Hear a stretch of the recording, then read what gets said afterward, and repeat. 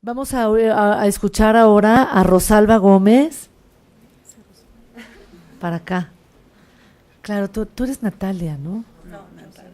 Y tú eres Norma. Sas. Bien. Rosalba. Rosalba también es abogada. Es abogada tzeltal.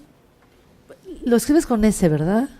Porque nosotros aquí los güeros lo escribimos con Z. ¿Ya le cambiamos? Es que hay una discusión entre Ok. antropólogos entre si es Z o es ¿Y las dos valen? ¿O? Sí. Ok. Maya Tzeltal lleva a cabo trabajo de investigación para su tesis doctoral con el tema del territorio como patrimonio inmaterial y cultural de los pueblos. Lo hace dentro del programa de Nuevas Tendencias del Derecho Constitucional de la Universidad de Salamanca, o sea que estás en España ahora. Fue becaria Ford del Programa Internacional para Pueblos Indígenas y ahí hizo con ese apoyo hizo la maestría en la misma universidad. Realizó una estancia de investigación en el European Union Institute en Florencia, en donde se interesó en trabajar sobre el tema del territorio como patrimonio cultural de los pueblos indígenas. También fue becaria Fulbright en un programa para pueblos indígenas que realizó una estancia también en la Universidad de Duke y trabajó también con el CEDIA, que es el Centro de Derechos de los Pueblos Indígenas en Chiapas. Ya ha participado en foros internacionales de la ONU y dentro de la ONU en su mecanismo de expertos. Su interés se centra en el derecho de los pueblos indígenas en el marco internacional. Muchas gracias, Rosalba, por estar aquí. Bueno, pues yo también agradezco que me hayan invitado a esta mesa, sobre todo después de del relato que nos dio Josefina y de la intervención de Francisca. Pues ya yo me siento como un poco que estoy hablando demasiado desde la teoría, y entonces para no romper esta dinámica que están llevando con la experiencia, voy a contarles un poco de por qué a mí me interesó hablar del derecho al territorio como un elemento cultural de los pueblos indígenas. Bueno, para nosotros los celtales, el quinal es lo que se refiere a territorio, ¿no? La traducción podría ser, de la palabra territorio podría ser quinal, pero quinal no solo significa territorio material, también significa territorio inmaterial. Voy a poner algunos ejemplos. Cuando decimos Malek quinal, significa que no está bien el quinal territorio, ¿no? Pero interpretativamente estoy diciendo que no estoy bien anímicamente. Entonces aquí la palabra quinal se refiere al estado de ánimo, ¿no? Algo inmaterial y algo que tiene que ver más bien con mis emociones, con mi espíritu, etcétera. Cuando decimos Butsan Kinal, significa al contrario, ¿no? Estoy muy contento, muy alegre. Y cuando decimos Makal Kinal, significa el cielo está cerrado, es decir, está nublado. Entonces, en estos tres espacios, perdón, pero también podemos referirnos al Kinal como el pueblo de donde uno es. Por ejemplo, yo puedo decir Talemonta, Quinal, Bachajón, es decir, que vengo del pueblo de Bachajón, y ahí se refiere a un espacio físico y cultural. Es decir, mi interés como en este tema surge a partir del propio idioma tzeltal, ¿no? O sea, cómo nosotros los tzeltales entendemos que Quinal tiene diferentes acepciones en el estado de ánimo, en el espacio físico de la tierra, y también en el espacio aéreo, o incluso en el clima, ¿no? Entonces esta palabra quinal abarca todas estas acepciones. De ahí yo entiendo que entonces la palabra quinal para nosotros, o la palabra territorio, no se refiere exclusivamente al espacio físico y geográfico, ¿no? porque incluso nosotros, para referirnos a la paz, tiene que ver con el quinal, Slamalil quinal. ¿Y cómo se logra el Slamalil quinal? Pues bueno, con la unión de corazones, el acuerdo, la comunión de todas las palabras de hombres y mujeres, ¿no? Pues esa manera de introducción, para no romper con lo que estaban diciendo mis compañeras, quería dejar claro por qué surge mi idea de investigar el territorio como un elemento cultural, ¿no? Y hago este análisis desde el aspecto jurídico, desde la óptica jurídica, porque bueno, un maestro un día me dijo: Rosalba, tú está muy bien que estés haciendo muchos trabajos un poco antropológicos, pero ni te salen muy bien y de todos modos tú estás haciendo una tesis de abogado.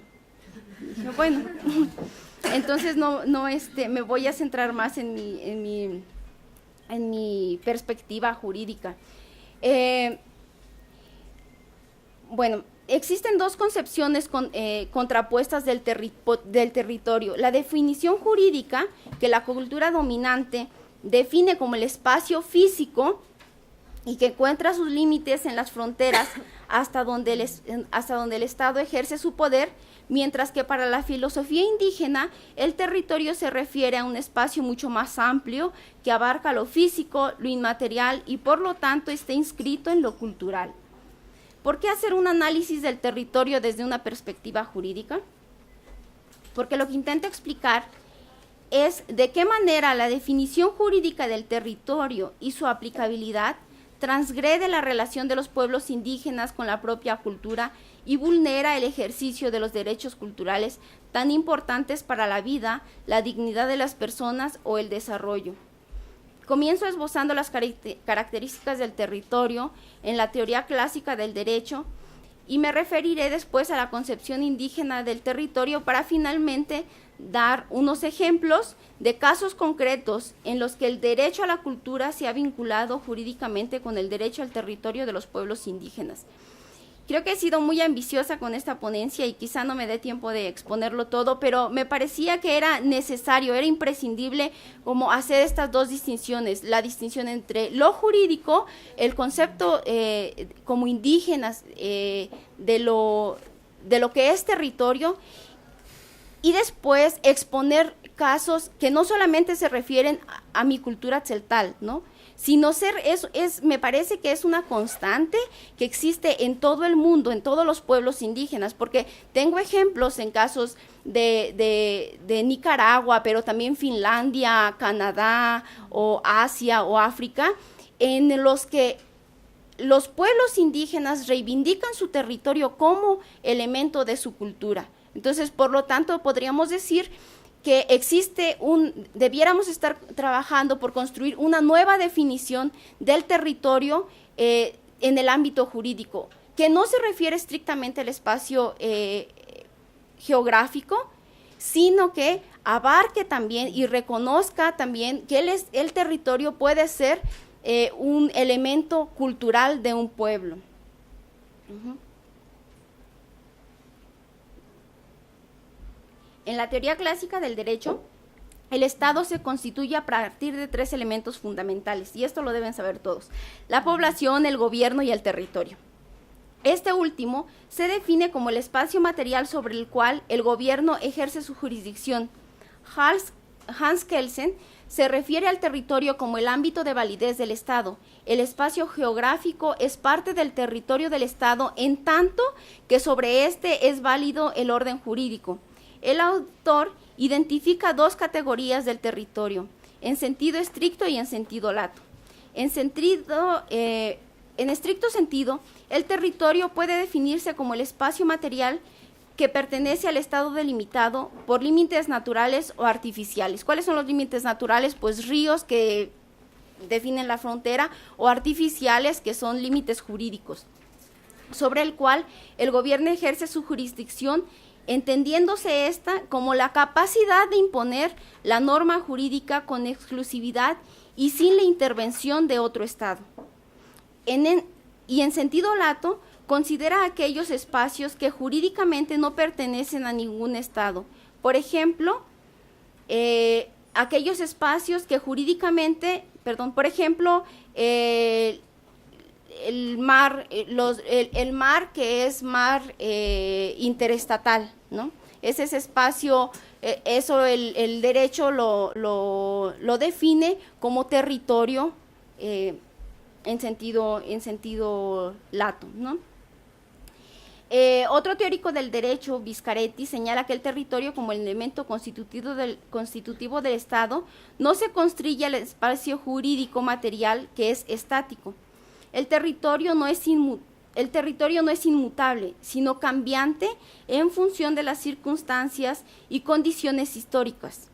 Puede mantenerse, extenderse o incluso en caso de una guerra, perdiéndose el territorio, se extingue el Estado. Según este autor, el territorio se refiere a la jurisdicción y en este sentido afirma que el Estado suele ejercer la potestad territorial también sobre territorios que no son suyos en virtud de otros títulos jurídicos de primera naturaleza, por ejemplo, sobre terra nullius. Aquí el tema, la teoría del terra nullius fue justamente la que se aplicó y la que se sigue aplicando, aun cuando ya no es vigente jurídicamente, se sigue aplicando para despojar a los pueblos indígenas de su territorio, ¿no? Entonces, por eso me parece importante señalar esta teoría como una teoría que ha despojado y ha transgredido los derechos de los pueblos indígenas desde lo cultural hasta incluso ha condicionado la existencia.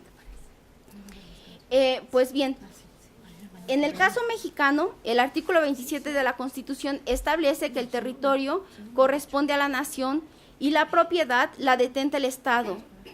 En ese sentido, el Estado tiene el derecho de conceder a particulares el uso del territorio, pero no la propiedad.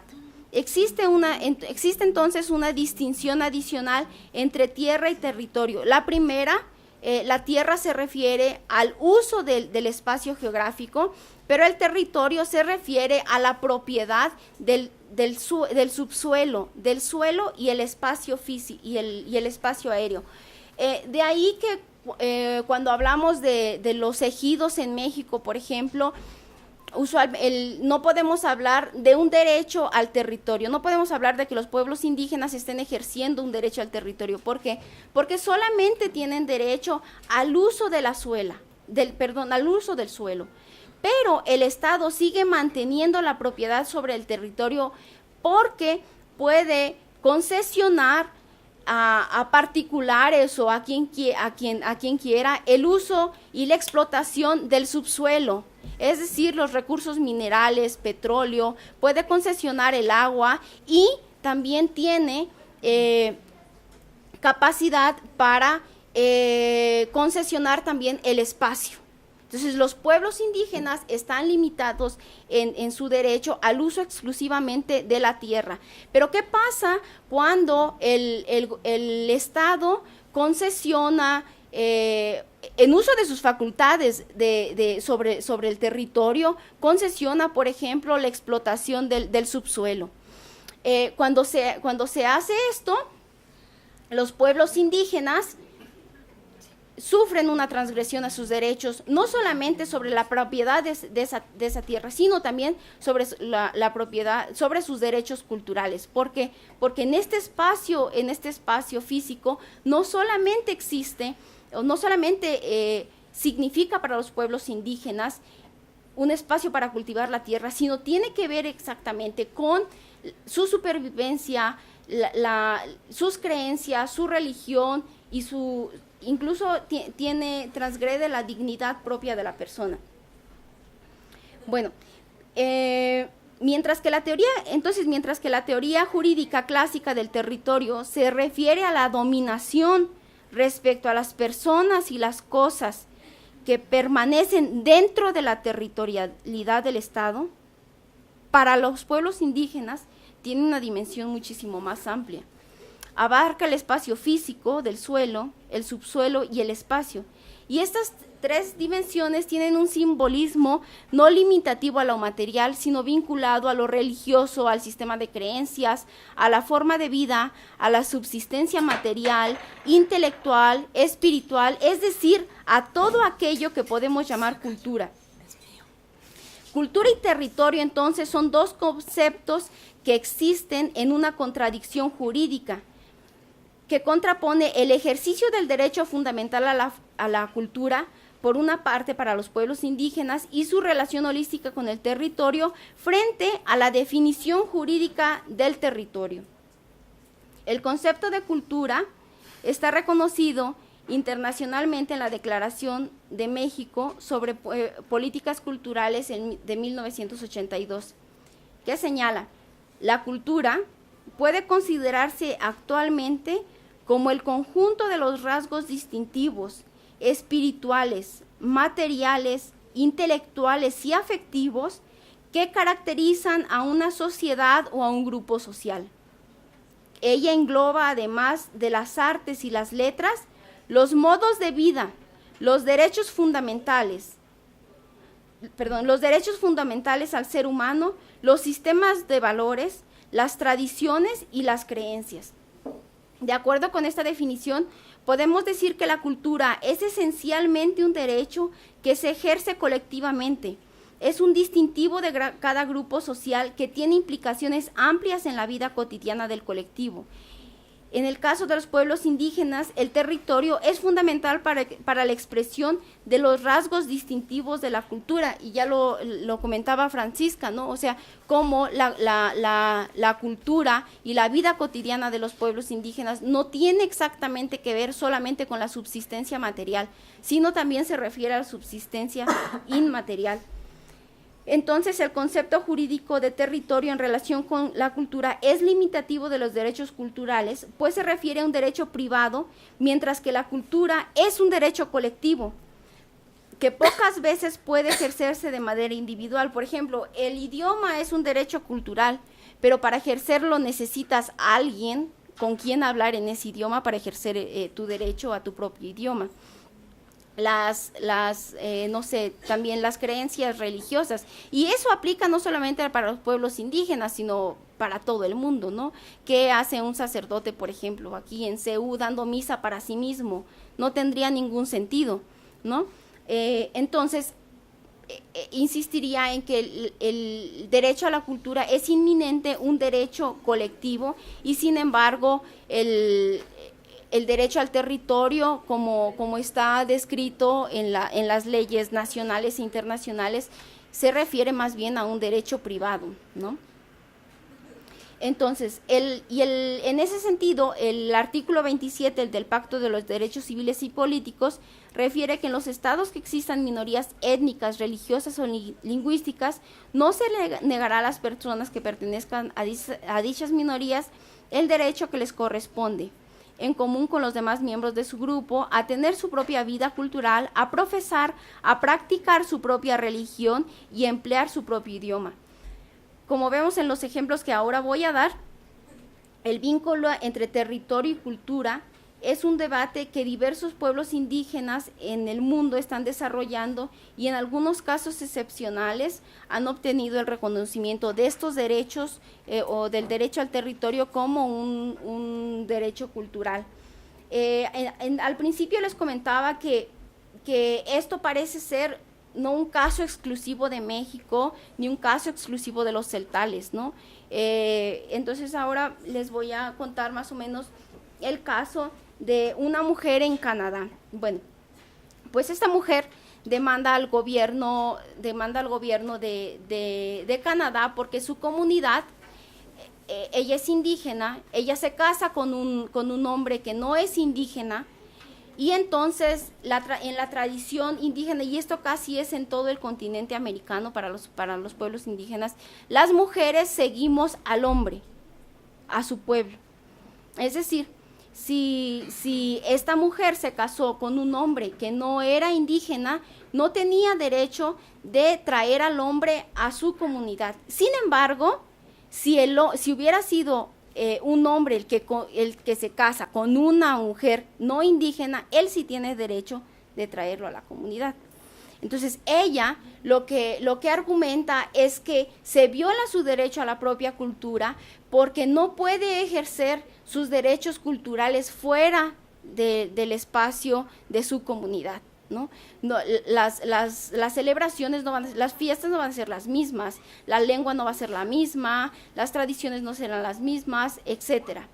Y el comité falla a su favor y establece que efectivamente, o sea, el derecho a la cultura es un derecho que tiene que ver estrictamente con la pertenencia a un espacio territorial. Bueno, esto de las mujeres es algo que, como lo decía Francisca, es una lucha que las mujeres indígenas en Chiapas pues seguimos dando, ¿no? Porque actualmente si estás casada con un hombre que no sea tzeltal, tzotzil, no puedes llevarlo a vivir a la comunidad, ¿no? Y no es lo mismo para los hombres, ¿no? Uh-huh. Pero esto inicialmente tenía un sentido como estratégico. Ahora las cosas han cambiado porque la idea inicial, hasta donde yo he investigado, y aquí me estoy metiendo en antropología, es que los hombres celtales inicialmente no querían que otros hombres llegaran a la comunidad para que no rivalizaran con el poder, ¿no? Para que de esta manera mantener como este espacio exclusivo, este espacio exclusivo de la cultura celtal, ¿no? En el caso, bueno, yo soy de Bachajón, entonces en el caso de Bachajón es así, ¿no? Hubo un momento en el que habían, esta parte de Bachajón es ejido, entonces hubo un momento en el que empezó a llegar mucha gente de fuera de Bachajón que no tenían casa, solamente rentaban una casa ahí, ¿no? Y empezaban a hacer negocios y empezaban a tener participación política, y entonces los hombres celtales empezaron a pensar que quizá al final ellos iban a terminar siendo minoría e iban a ser despojados de sus tierras. Así que lo que hicieron fue sacar a los que eran caixlanes. Así que por eso mi esposo no puede ir a Bachajón. Sí puede ir, pero no podría vivir ahí. Uh-huh. Como tengo una amiga que se casó con un militar y ella se llevó al militar a vivir a Bachajón y su papá se opuso, llamó a asamblea ejidal y lo corrieron, y mi amiga se quedó ahí con su hijo y ahora tiene otro novio pero celtal. Otro elemento que se escapa. No son hombres, es militar. Sí, bueno, en este caso fue yo creo que dramático también porque el papá, bueno, es un profesor que quería como delimitar muy bien ahí su espacio, ¿no? Uh-huh. Sí. Bueno, otro caso que se refiere al derecho al territorio como espacio cultural, lo encontramos en el caso Hopu Besser versus Francia, en Tahití. El pueblo indígena actual denunció que la construcción de un complejo hotelero atentaba contra sus derechos humanos, dado que la construcción se establecía sobre un territorio donde vivían los espíritus de sus antepasados. Entonces, el comité aceptó que para este pueblo indígena, su familia no se refería exclusivamente a aquellos que estaban vivos, sino también a aquellos que ya habían muertos. Y como la convención protege el derecho a la integridad de la familia, entonces protegió y entendió que esa familia estaba integrada no solamente por los vivos, sino por los muertos, ¿no? Otro caso que encontramos en ese mismo sentido es Lasman et versus Finlandia. En este caso el comité afirmó que